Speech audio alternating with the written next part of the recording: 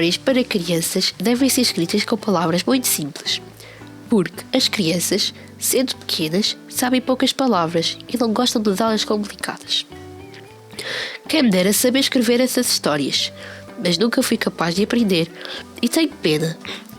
Além de ser preciso saber escolher as palavras, faz falta um certo jeito de contar, de uma maneira muito certa e muito explicada. Uma paciência muito grande, e a mim falta pelo menos a paciência, do que peço desculpa. Se eu tivesse aquelas qualidades todas, poderia contar, com pormenores, uma linda história que um dia inventei, mas que assim, como a vão ler, é apenas o resumo de uma história que em 2 palavras se diz que me seja desculpada a vaidade se eu até cheguei a pensar que a minha história seria a mais linda de todas as que escreveram desde o tempo dos contos de fadas e princesas encantadas. Há quanto tempo isso vai? Na história que eu quis escrever, mas não escrevi, havia uma aldeia. Agora vão começar a aparecer algumas palavras difíceis, mas quem não souber deve ir a ver no dicionário ou perguntar ao professor.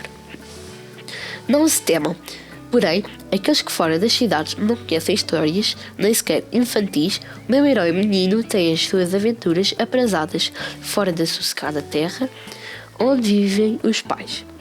Suponho que uma irmã, talvez um resto de avós e uma parentela misturada de quem não há notícia. Logo na primeira página, sai um menino pelos fundos do quintal e, de árvore em árvore, com um pintacilgo, deixa ao rio e depois por ele abaixo, naquela vagarosa brincadeira que o tempo alto, largo e profundo da infância a todos nós permitiu. Em certa altura, chegou ao limite das terras, até onde se aventurara sozinho. Dali para diante, começava o planeta Marte, efeito literário de que ele não tem responsabilidade, mas com que a liberdade do autor acha poder hoje aconchegar a frase: dali para diante, para o nosso menino, será só uma pergunta sem literatura: vou ou não vou? E foi. O rio fazia um desvio grande. Afastava-se e do rio ele já estava um pouco farto, tanto que o via desde que nascera. Resolveu cortar a direito, pelos campos, entre extensos de olivais, ladeando misteriosas sebes cobertas de campainhas brancas. E, outras vezes, batendo por bosques de altos freixos, onde havia clareiras macias, sem rastro de gente ou bicho. E ao redor, um silêncio que zumbia, e também um calor vegetal. Um cheiro de cal, sangrado e fresco, uma veia branca e verde.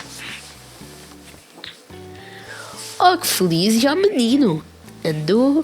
Andou, foram rareando as árvores e agora havia uma charneca rasa, de mato ralo e seco, e no meio dela uma inóspita colina redonda com uma tigela voltada.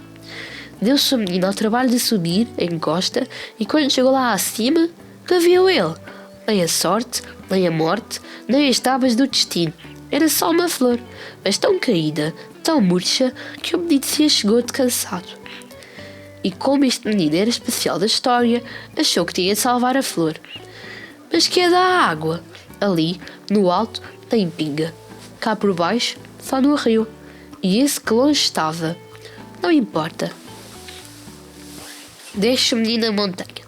Atravessa o mundo todo. Chega ao grande rio Nilo. No côncavo das mãos recolhe quanta de água lá cabia. Voltam a atravessar. Pela vertente se arrasta, 3 gotas que lá chegaram, bebeu as flores sedentada. 20 vezes cá e lá, 100.000 viagens à lua, o sangue nos pés descalços, mas a flor aprumada já dava a cheiro no ar, e como se fosse um carvalho, deitava sombra no chão. O menino adormeceu debaixo da flor, passaram as horas, e os pais, como é costume nestes casos, começaram a afligir-se muito. Saiu toda a família e mais vizinhos à busca do menino perdido, e não o acharam. Correram tudo, já em lágrimas tantas, e era quase sol pôr, quando levantaram os olhos e viram ao longe uma flor enorme que ninguém se lembrava que estivesse ali.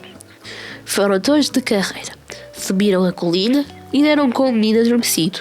Sobre ele, resguardando do fresco da tarde, estava uma grande pétala perfumada, com todas as cores do arco-íris. este menino foi levado para casa, rodeado de todo o respeito, como uma obra de milagre. Quando depois passava pelas ruas, as pessoas diziam que ele saíra da aldeia para ir fazer uma coisa que era muito maior do que o seu tamanho e do que todos os tamanhos. E essa é a moral da história. Este era o conto que eu queria contar. Tenho muita pena de não saber escrever histórias para crianças, mas ao menos ficaram sabendo como a história seria e poderão contá-la de outra maneira, com palavras mais simples do que as minhas. E, talvez mais tarde, venham a saber escrever histórias para crianças. Quem sabe se um dia virei a ler outra vez esta história, escrita por ti, que me lês, mas muito mais bonita.